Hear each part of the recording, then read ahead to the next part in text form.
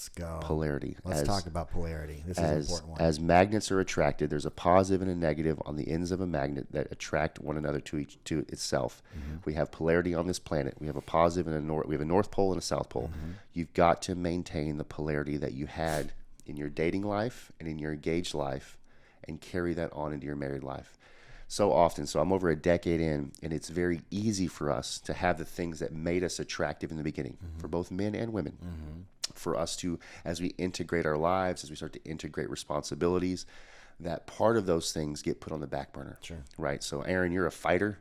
You work out daily. You're disciplined in your diet. You're disciplining your men in the time you spend with men multiple times a week. Those will become more complicated decisions now that you've integrated someone into your new tribe. You've got a family now. Sure. So I'm not saying put your wife on the back burner, but in order to keep that sexy, strong, disciplined, masculine male that Stella was drawn to in the first place, you have to protect that masculine polarity side of you. Yep. And not lose parts of yourself because you're married now. So good. So when we talk about polarity, we're talking about masculine and feminine dynamic, the attraction between men and women. So in the beginning of the relationship, you as a high value man pursued your woman, you made decisions, you led well, you planned the date night, you planned the vacation, you made the decision-making process for her, the feminine, just to be able to show up and be the beautiful flower. And so you were very consistent with that preparation, that planning process.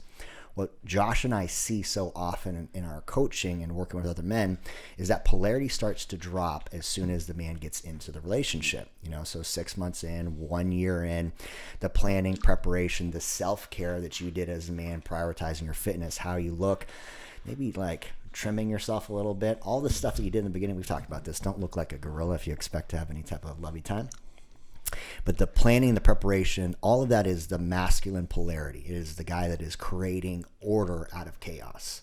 If you think you can step into your now new marriage or any season of your marriage and abdicate leadership, stop being the high value man, you're quickly going to drive your woman from the feminine into the mother role, and she's going to have to take on some of those masculine qualities. Yep. So the quickest and fastest and most effective way for you to lose the polarity, that's that sexy time, the attraction, the love dynamic between you and your wife, is to stop leading in the relationship. Yep.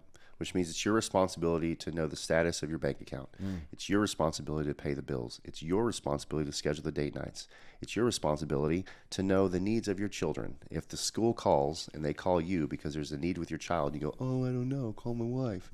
You're not leading your wife in that area. Yeah. You should know.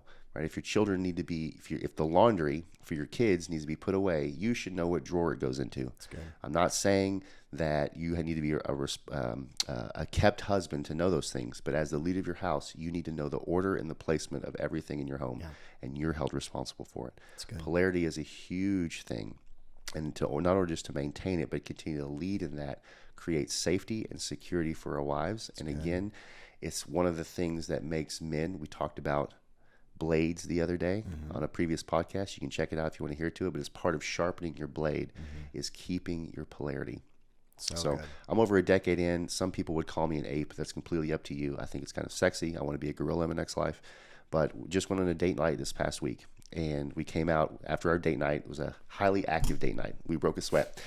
We come out of the gas station. We stopped in for some water and Gatorade, and there happened to be a guy outside who is, I'll just say it this way, a guy outside who was just peeing in the parking lot. I saw it before my wife did, and I quickly ushered her to the side because she doesn't deserve to be exposed to stuff like that. Sure. I put her in the car, and I turned around and gave the guy a piece of my business because clearly his father didn't teach him the lesson that he needed to know, that that's not allowed, especially outside of a convenience store that has a bathroom inside. A couple other guys hop out of the truck, I think, to back up their dude. And I was ready to go at it with him simply because I'll be a father in any scenario that needs a father. And that guy needed a father. Now, it didn't turn into anything physical, which I would have been completely open to had it. A little 3-on-1 to be nice in my life right now. But that's a piece of masculinity because I saw something that my wife does not need to be exposed to. And you filled it. I filled it in a very masculine way that's very protective. So it's one way out of thousands that a man can show up, but you need to show up that way consistently in your pursuit and romance of her and being present with her, with y'all's children. She doesn't need to be the only tender one who spends time with the children. It's got to come from you as well. in how you deal with your families.